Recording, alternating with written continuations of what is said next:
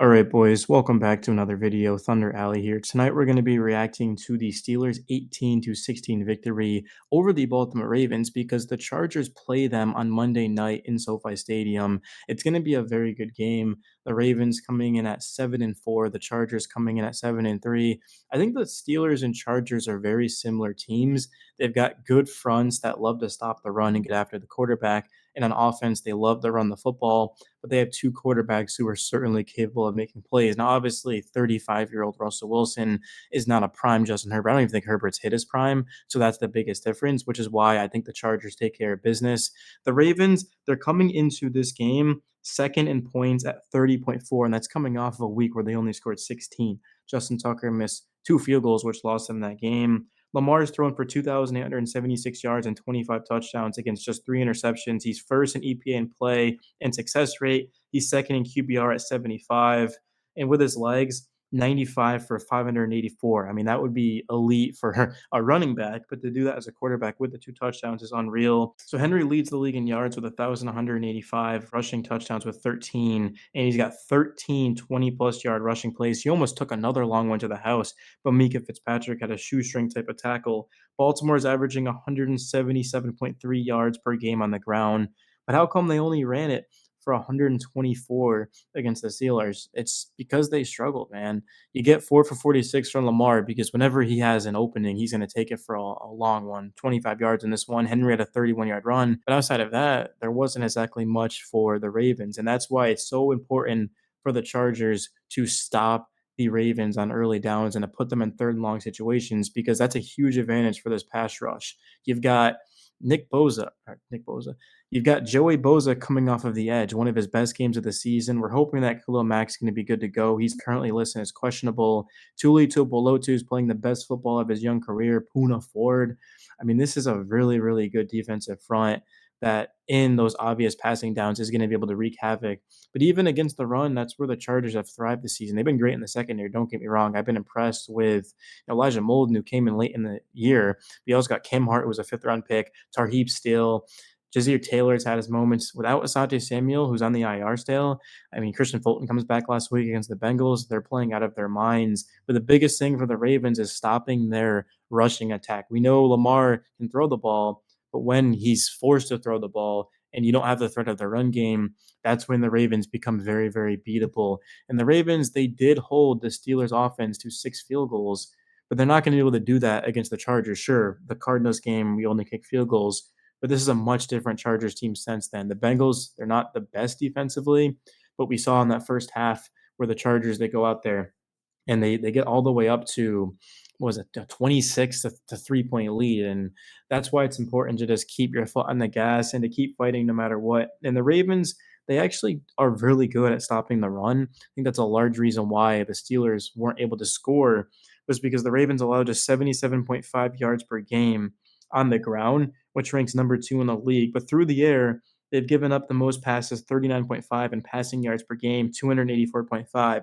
So I am starting Justin Herbert over Kyler Murray in my fantasy league this week. Not that anyone cares, but I thought I'd point that out because the Ravens can't stop the pass. They can stop the run. Before the Chargers, yes, they like to run the ball. They like to establish it early, but they don't need to do that.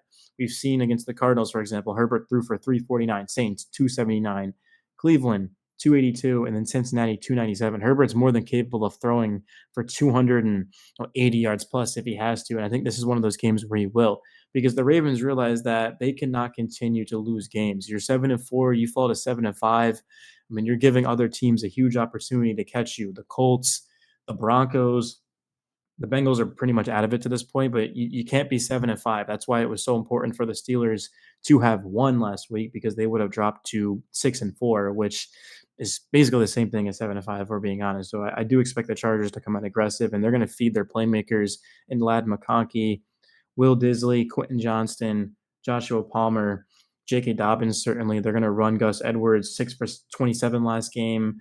For Dobbins, he can do a little bit of everything. He can block, he can run, he can catch the ball out of the backfield. Darius Davis is a guy in special team that's been killing it, and that's a large reason why the Chargers drafted him, of course, at a TCU. They drafted several guys at a TCU that year. I think it was like 3 or 4. But the main thing was his ability to just flip the field. We talk about punters now, they can do that, but for Davis, it's what he does as a returner. He's done that really all season for the Chargers. He's been great. And of course, as a receiver, if they can get some production out of him, like a 14-yard catch, just throw it to him, a little bit of a screen, and let him go to work after the catch. I mean, that's going to be huge for this offense. Turnovers, Justin Herbert lost a fumble.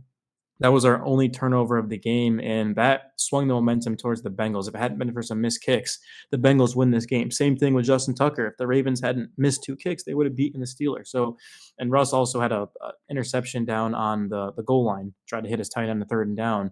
So just trying to be a hero, you don't want to do that. It's one of those games where throw it away, take your points, or just throw it away and live another day. And that's what I love about Herbert is he just has not turned the ball over much this season. 13 touchdowns through the air against just one interception. And he did lose a really rare fumble, but Herbert's done a good job of taking care of the ball. And I mean, he's going to put himself into the MVP conversation. The fact that the Chargers are 7-3, Herbert's playing the best ball of his career, at least the most efficient ball.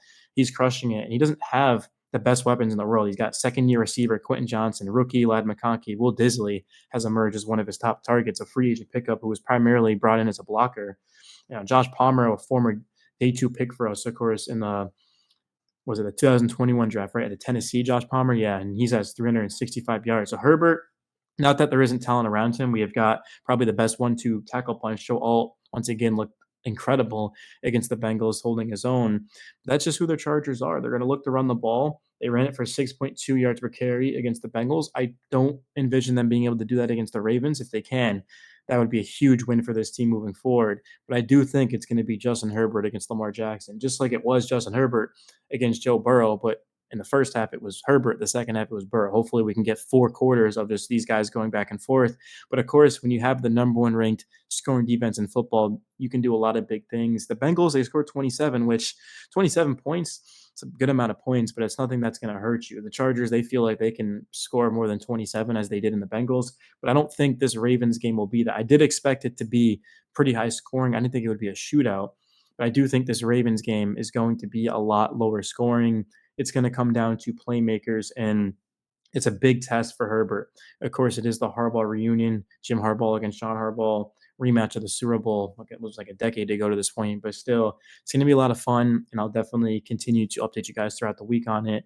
But I love where the Chargers are at. I think they're a better team than the Ravens. I think they're just a more complete team. The Ravens, they've got Henry, they've got Lamar, Zay Flowers, at a BK. Like they've got some really big names, but from top to bottom, the Chargers just have way more depth because the Ravens, they're horrible at giving up passing yards. The Chargers are very good just overall in defense. You don't be the number 1 scoring defense by just being one dimensional. They can do it all. And we did see that, yeah, Jamar Chase went off, T. Higgins went off, but it's Jamar Chase and T. Higgins. They're going off against any secondary as they've done all year. What it came down to was when the game was on the line, we saw Chargers defensive backs batting the ball, making plays, and that's huge. So, yeah, it's your boy Thunder Alley. I'm about to sign out, guys. Have a great rest of your night. Smash the like button, subscribe. Until next time, peace.